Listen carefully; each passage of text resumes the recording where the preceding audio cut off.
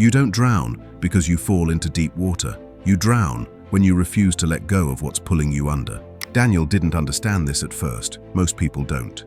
He woke up every morning with the same heaviness in his chest, not the kind that comes from lack of sleep, but the kind that comes from dragging yesterday's pain into today. The room was quiet, but his mind wasn't. It replayed everything he was afraid to face.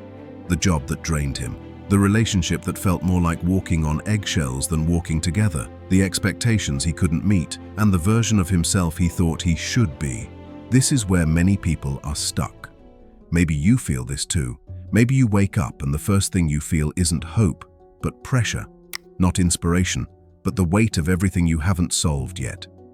Taoist wisdom says something simple, but brutally honest. Suffering doesn't come from life itself. Suffering comes from holding on to what no longer fits your life. Nature doesn't cling. Leaves fall when it's time. Rivers don't hold on to stones. The sky doesn't resist storms.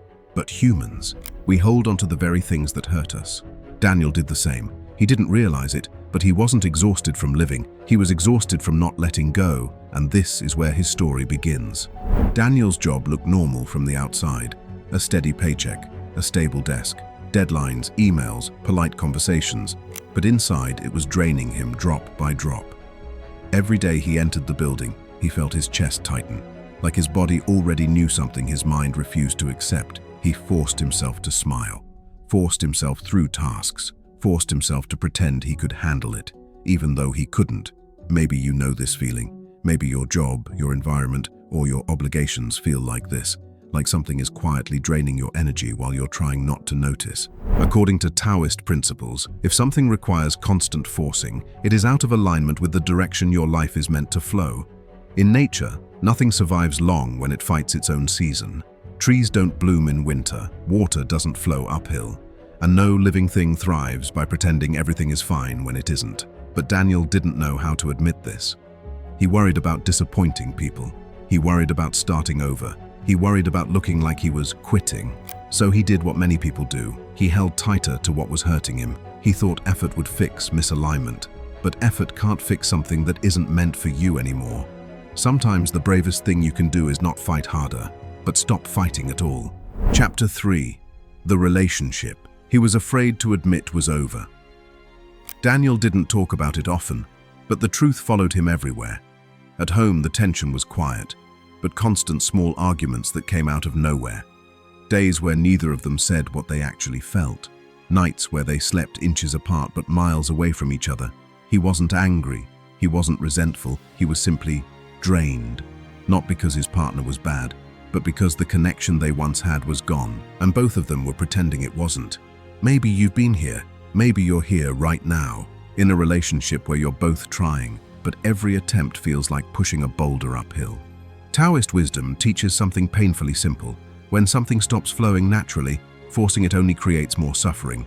Relationships are like rivers. They thrive when both sides move together, not when one person is dragging the other or carrying the entire weight alone.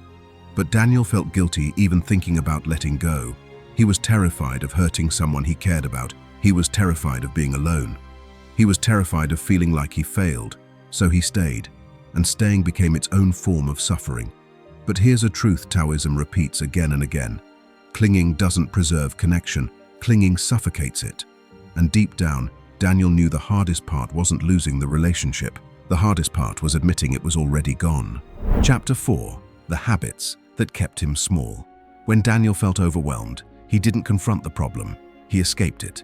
He spent hours scrolling through social media, hours lost in meaningless content, hours convincing himself he was resting, when really he was avoiding his own life.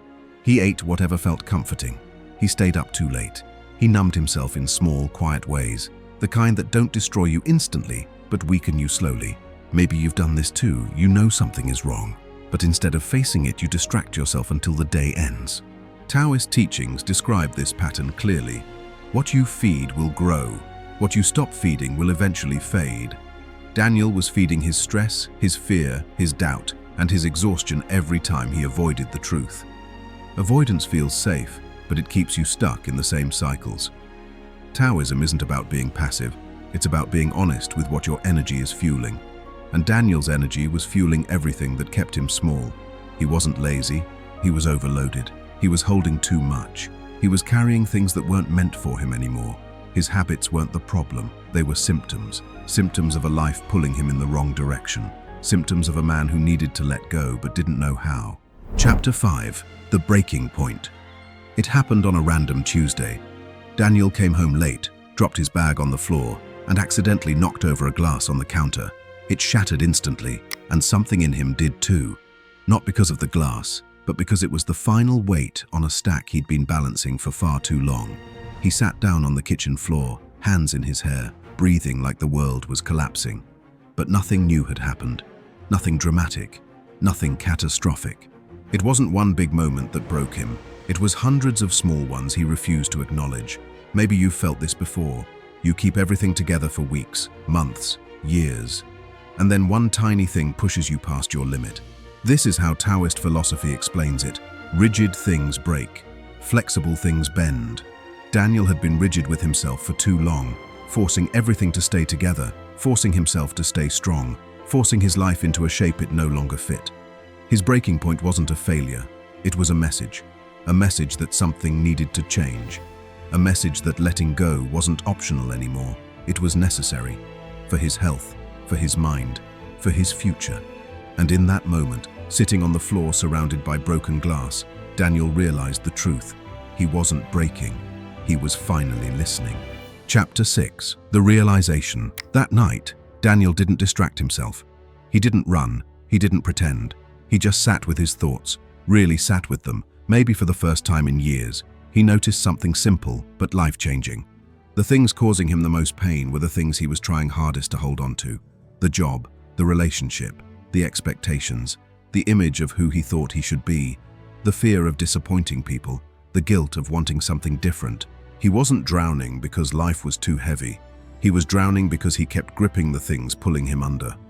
Taoism describes this moment as a return to awareness, a moment where you see your life clearly, without filters, without excuses, without fear. Not dramatic, not spiritual, just honest.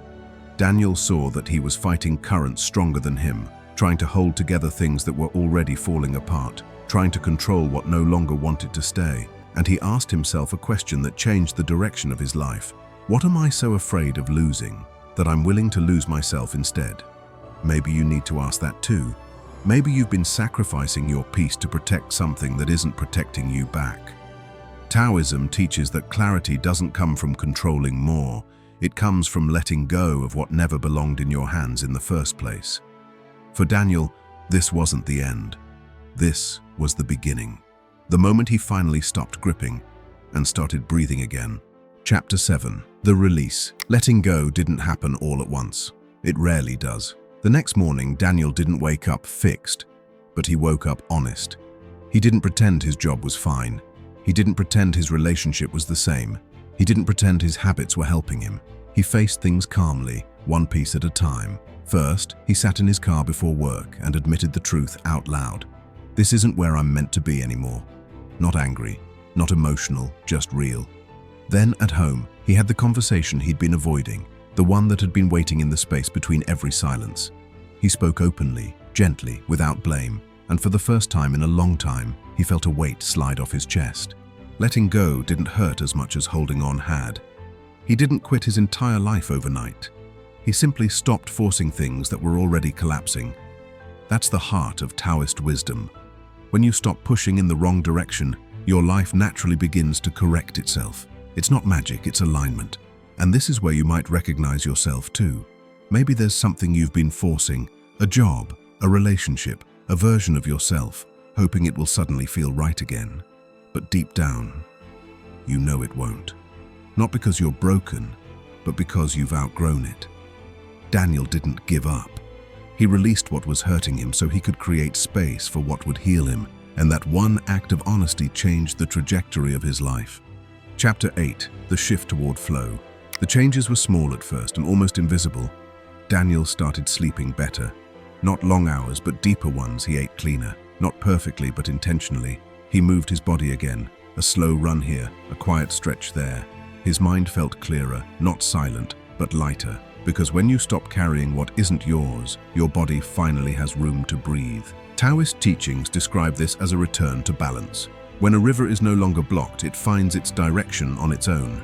Daniel wasn't suddenly happy, he wasn't suddenly successful. But he was aligned.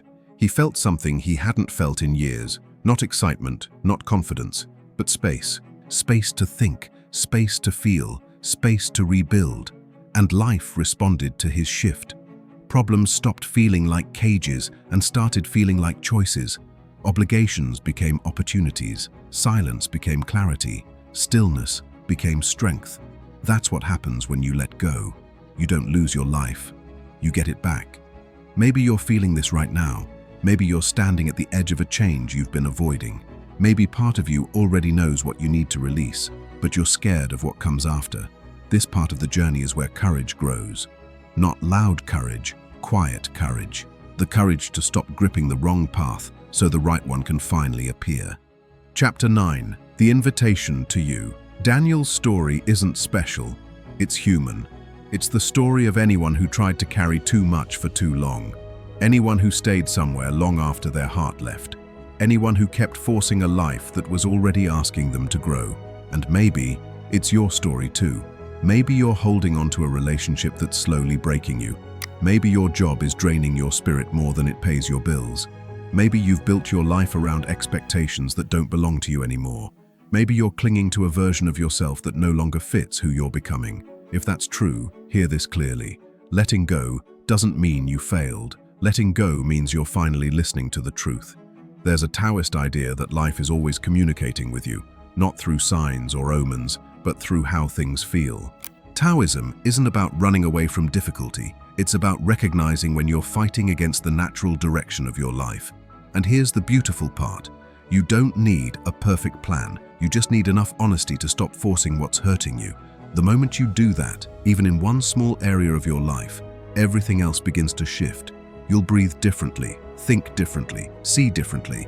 You'll feel space where there used to be pressure. You'll feel calm where there used to be fear. You'll feel yourself returning to who you really are. Daniel didn't transform because he became stronger. He transformed because he became honest. And now, it's your turn to look at your life with that same honesty. Ask yourself, what am I holding on to that is holding me back? Let the answer rise, let it speak, let it guide you. You deserve a life that doesn't hurt to hold. When you release what is breaking you, you create space for what will build you. Let go, not to lose, but to begin again.